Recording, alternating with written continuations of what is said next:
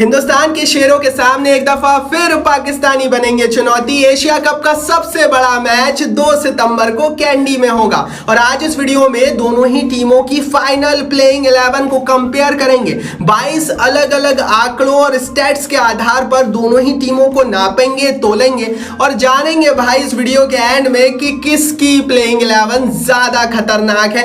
आंकड़े सारी कहानी बोलेंगे, इसीलिए बोल रहा हूं एंड तक वीडियो को जरूर देखना। चलिए दोस्तों शुरुआत कर लेते हैं सबसे पहले ओपनर्स के साथ। अगर मैं बात करूं हिंदुस्तान की टीम की तो रोहित शर्मा के साथ शुभमन गिल ओपनिंग करते हुए नजर आएंगे। तो वही पाकिस्तान के हवाले से फकर जमान के साथ इमाम उल हक ओपनिंग करते हुए नजर आएंगे। सबसे पहले तो भैया हमारे रोहित भैया के लिए लाइक बनता है, क्योंकि ये जो आंकड़े मैं अब आपको ओपनर्स के बताऊंगा ना, रोहित शर्मा ने सबकी बैंड बजाई हुई है इन आंकड़ों में, इन स्टैट्स में। सबसे पहले दोस्तों अगर मैं ओपनिंग के आंकड़ों की बात करूं, रोहित गिल ने मिलकर अभी तक कुल 271 मैचेस खेले। रन्स कर रहे हैं दोनों ने मिलकर कंबाइंड रूप से 11,274। एवरेज है दोनों का कंबाइंड लगभग 55 का और स्ट्राइक रेट है 97 का। तो वही दूसरी तरफ पाकिस्तान के आंकड़े भी देख लो, फकर जमान और इमाम उल हक ने मिलकर अभी तक कंबाइंड रूप से 131 मैचों में 5,930 रन किए। इन दोनों का कंबाइंड जो एवरेज है वो 49.6 का है और कंबाइंड स्ट्राइक रेट 87.5 का है। देखो यार सीधी पिक्चर क्लियर कांच की तरह अब आपको दिख रही होगी, चाहे वो मैचों की बात हो, चाहे रन्स की बात हो, चाहे कंबाइंड एवरेज या स्ट्राइक रेट की बात हो, सब में टीम इंडिया का पटला भारी है। तो ओपनिंग के मामले में हिंदुस्तान के लिए लाइक बनता है, यहां पर टीम इंडिया आगे है। लेकिन एक दो स्टैट्स जो मैं ओपनिंग के मामले में और आपको बता दूं, थोड़ा दिमाग मेरा और आपका दोनों का खुल जाएगा। क्योंकि देखो रोहित शर्मा जो है ना, इनके आंकड़े देखना यहां पर बहुत जरूरी है। रोहित शर्मा ने 244 मैचेस खेले ओडीआई क्रिकेट में और 9,837 रन बनाए। मतलब एक तरफ अगर रोहित शर्मा सिर्फ अकेलों को भी रख देंगे ना, तो उनके आंकड़े पाकिस्तान के ये दोनों जो ओपनर्स है फकर जमान और इमाम उल हक, इन दोनों से बेहतर हमारे अकेले रोहित शर्मा के आंकड़े। इसीलिए बोल रहा हूं कि ये टीम इंडिया की धुरी क्यों कहे जाते हैं, रोहित विराट के ऊपर क्यों निर्भर है टीम इंडिया, आंकड़े बता रहा है, इसीलिए रोहित के लिए लाइक बनता है। शुभमन गिल को लेकर भी एक इंटरेस्टिंग आंकड़ा है ओपनिंग के मामले में, आपको बता दूं शुभमन गिल ने अभी तक सिर्फ 27 मैचेस खेले। तो शुभमन गिल के पास ओडीआई क्रिकेट में अनुभव की कमी है, लेकिन उनका इन 27 मैचों में लगभग 62 का औसत रहता है। तो वही फकर जमान और इमाम उल हक इन दोनों ने मिलकर बहुत ज्यादा मैचेस मिलकर भी नहीं खेले।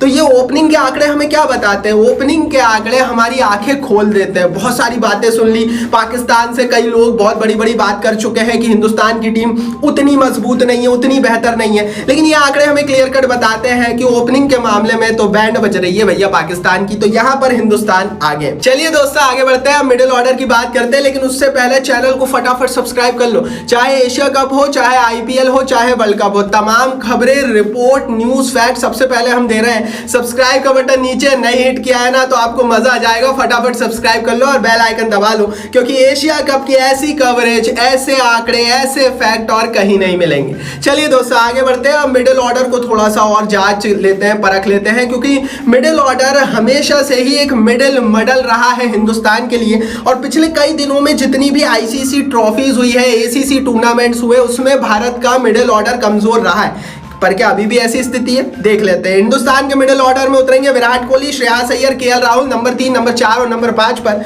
तो वही पाकिस्तान में नंबर 3 पर बाबर आजम, नंबर 4 पर मोहम्मद रिजवान और नंबर 5 पर इफ्तिकार अहमद उतरेंगे।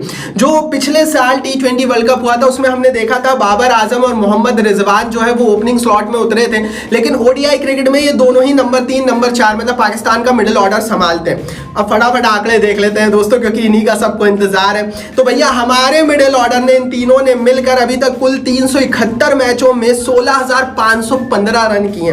हमारा कंबाइंड एवरेज 49.3 का है और हमारा कंबाइंड स्ट्राइक रेट 92.23 का है। दूसरी तरफ हमारे पड़ोसी पाकिस्तान की बात करें, 172 कंबाइंड मैचेस खेले इन तीनों ने, 6,817 तीनों के रन है। कंबाइंड एवरेज इन तीनों का 44 है और कंबाइंड स्ट्राइक रेट 91.5 का है। देखो यार 3-4 चीजें क्लियर होती है। विराट कोहली जो है ना वो धुरी रहेंगे यहाँ पर, क्योंकि विराट कोहली अकेले ने 275 मैचों में 12,898 रन किए हुए हैं। तो जिस तरह से हमने ओपनिंग स्लॉट में देखा था, रोहित शर्मा बहुत ओवर पावर थे, रोहित शर्मा ने सबकी बैंड बजाई हुई थी ओपनिंग के आंकड़ों में। मिडिल ऑर्डर के आंकड़ों में विराट कोहली को अकेला खड़ा कर दो, पाकिस्तान के तीनों मिडिल ऑर्डर बैट्समैन को खड़ा कर दो, विराट के आंकड़े इन तीनों से ज्यादा है, विराट के लिए लाइक बनता है। And thanks to Virat Kohli middle order में भी हिंदुस्तान बहुत वजनी नजर आ रहा है। लेकिन एक दिक्कत दोस्तों, फिर मैं बोल रहा हूं, ये देखो बहुत सारे एडवांटेज होते हैं, डिसएडवांटेज भी होते हैं। जिस तरह से रोहित शर्मा पर ओपनिंग डिपेंड है, मिडिल ऑर्डर विराट कोहली पर अभी भी आंकड़े बता रहे हैं डिपेंड रहेगा। तो विराट अगर आउट हुए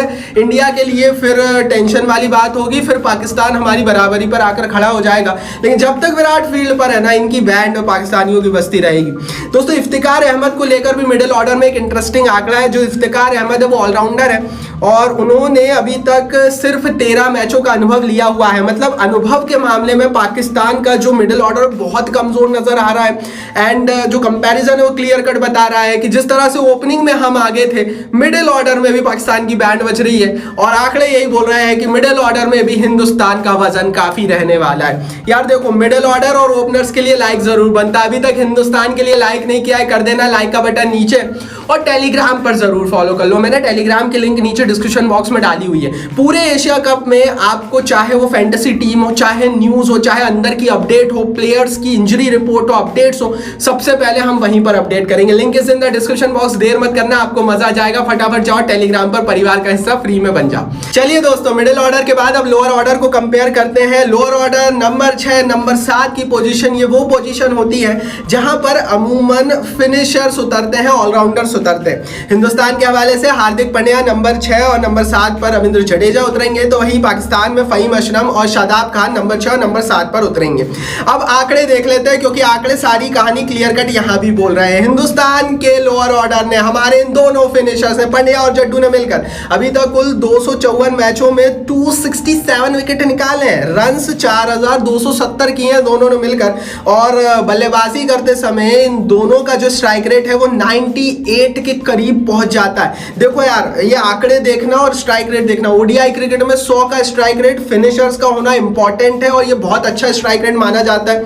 बेशक टी20 क्रिकेट में ये स्ट्राइक रेट कम है, लेकिन हम ओडीआई क्रिकेट की बात करें इसीलिए ये स्ट्राइक रेट बहुत अच्छा है। दूसरी तरफ पाकिस्तान के लोअर ऑर्डर फहीम अशरफ, शादाब खान ने मिलकर टोटल 88 मैचों में 97 विकेट झटके, बहुत कम अनुभव, बहुत कम विकेट्स, रन्स भी सिर्फ 888 किए हैं और स्ट्राइक रेट भी कम है 82 का। देखो यार, ये कमजोरी है पाकिस्तान की। हमने देखा है कि पाकिस्तान का जो लोअर ऑर्डर है वो कमजोर है। एंड ये जो आंकड़े हैं इसको बहुत क्लियर कट बता रहे हैं कि ना इनकी बल्ला चलता है तेज, ना ये ज्यादा विकेट निकाल पाते हैं और रन्स कर पाते हैं। तो यहां पर क्लियर कट हिंदुस्तान आगे है। लेकिन इसमें भी एक पेच है।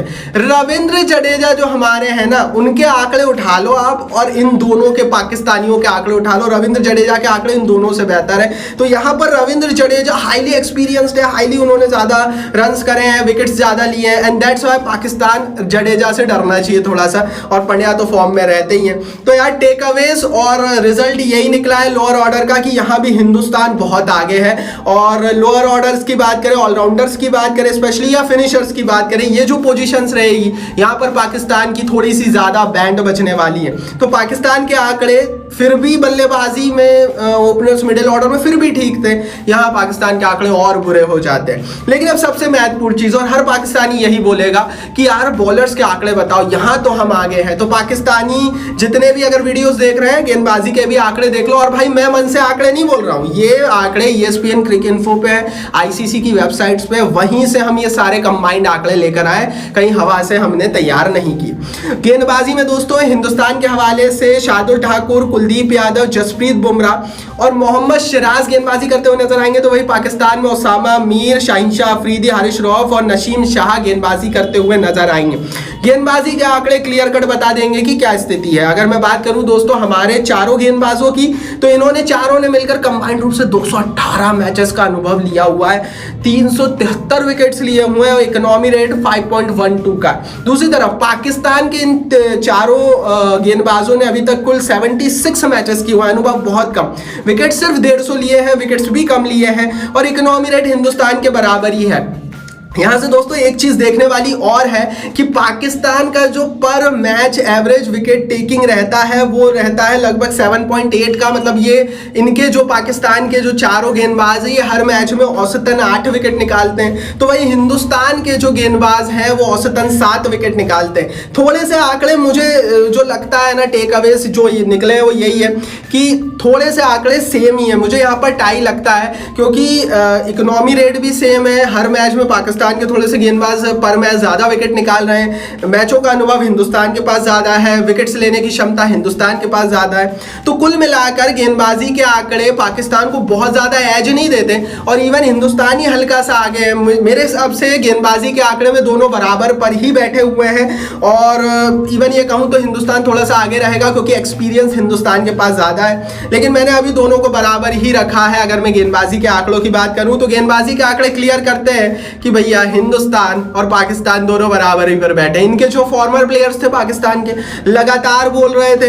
कि हिंदुस्तान की गेंदबाजी कमजोर है, लोअर ऑर्डर कमजोर है। आंकड़े क्लियर कट बताते हैं कि इन लोगों का सब कुछ कमजोर है, हमारा नहीं, और गेंदबाजी में भी दोनों बराबर ही पर है। तो यार देखो, हमने सब कुछ कंपेयर कर लिया, पूरी प्लेइंग 11 देख ली, सारे आंकड़े उठा लिए, हर खिलाड़ी के आंकड़े, मतलब 22 प्लेयर्स थे तो 22 अलग अलग तरह के आंकड़े आपके टेबल पर परोस कर रख दिए। क्या निकला? यही निकला कि ओपनिंग में भारत आगे, मिडिल ऑर्डर में भारत आगे, लोअर ऑर्डर मतलब फिनिशर्स में तो इंडिया बहुत आगे और गेंदबाजी में टाई है। तो कुल मिलाकर इंडिया आगे है इस मैच में। एक मोटा माटी आंकड़े यही बताते हैं कि हिंदुस्तान के पास जस्ट बिकॉज विराट कोहली, रविंद्र जडेजा के आंकड़े, रोहित शर्मा के आंकड़े और बुमराह के आंकड़ों के कारण, ये 4 प्लेयर्स के कारण हिंदुस्तान की टीम बहुत वजनी हो चुकी है पाकिस्तान के सामने और पाकिस्तान के पास इनकी तुलना में कोई वजनदार प्लेयर नहीं है। एक दो है, बाबर आजम ले ले या फिर शाहीन शाह अफरीदी ले ले, लेकिन इनके आंकड़ों को टक्कर देने वाला पाक के पास कोई नहीं है। अब ये आंकड़े थे, आप बताओ कमेंट बॉक्स में आपके हिसाब से कौन सी टीम जीतेगी। मेरे हिसाब से तो क्लियर फेवरेट इंडिया है, आपके हिसाब से कौन जीतेगा कमेंट बॉक्स नीचे लिखकर बताना। टेलीग्राम पर एशिया कप की एक अपडेट मिल रही है, आपको मजा आ जाएगा और फैंटेसी टीम से बहुत सारे पैसे जीतने का मौका भी है। तो फैंटेसी टीम एक्सक्लूसिव मिलेगी टेलीग्राम पर, link is in the description box. इस वीडियो को लाइक और शेयर कर दो अपने हर आईपीएल क्रिकेट फैन के साथ, सब्सक्राइब नहीं किया तो सब्सक्राइब बटन नीचे फटाफट हिट करके बेल आइकन दबाओ।